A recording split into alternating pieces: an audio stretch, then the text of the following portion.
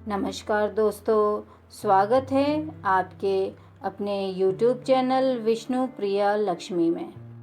हर हर महादेव शंभु, काशी विश्वनाथ गंगे। कार्तिक माह की नवमी को आंवला नवमी मनाई जाती है।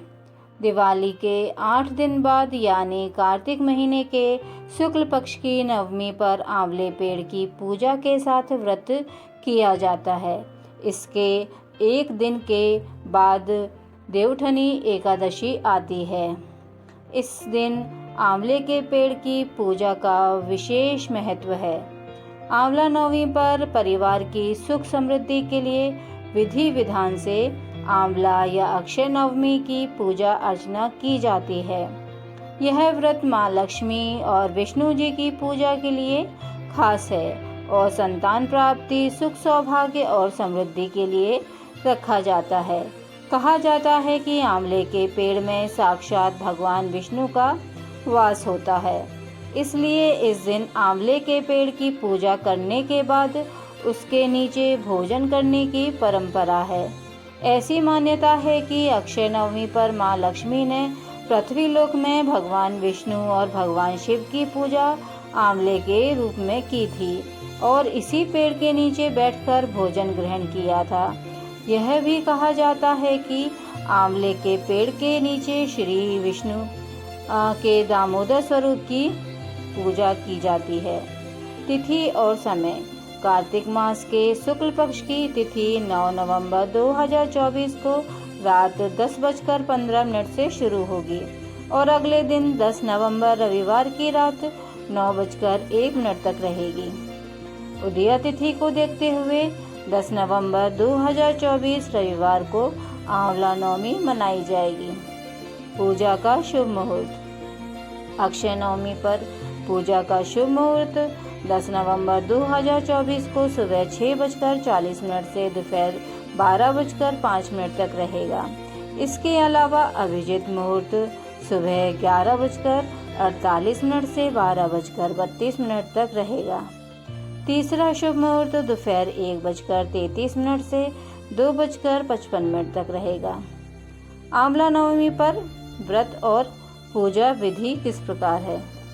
आंवला नवमी के दिन दैनिक कार्यों से निवृत्त होकर स्नान करके स्वच्छ वस्त्र धारण करें और पूजन की सामग्री एकत्रित कर लें। आंवला वृक्ष के समीप जाएं, आसपास की सफाई करें, वृक्ष की जड़ में जल अर्पित करके कच्चा दूध डालें। पूजन सामग्रियों में से आंवला वृक्ष का पूजन करके उसके तने पर कच्चा सूत अथवा मौली लपेटकर 8 परिक्रमा करते हुए मौली लपेटें। इस दिन कई स्थानों पर 108 परिक्रमा करने का भी प्रचलन है। कपूर अथवा घी का दीपक जलाकर आरती करें। आंवला नवमी की कथा सुनें या फिर पढ़ें। सुख समृद्धि की कामना करते हुए वृक्ष के नीचे बैठकर भोजन करें।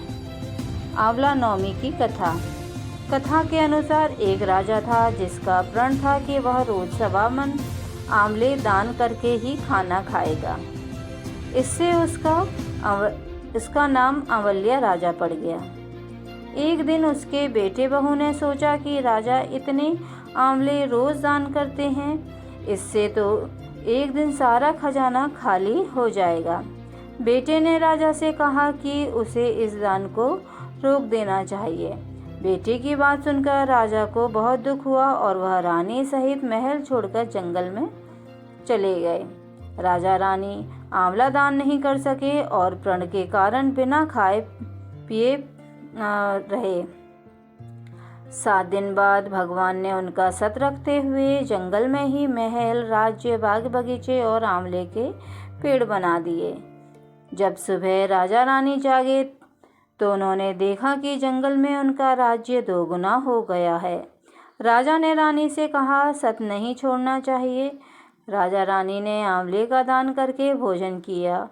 उधर बेटे बहू के बुरे दिन आ गए। राज्य छिन गया और वे अपने पिताजी के राज्य में आ पहुँचे। एक दिन बहू ने सास को पहचाना और उनसे क्षमा मांगी। रानी ने उन्हें समझाया कि दान करने से धन कम नहीं होता है बल्कि बढ़ता है। अंततः बेटे बहू भी सुख से राजा रानी के साथ रहने लगे।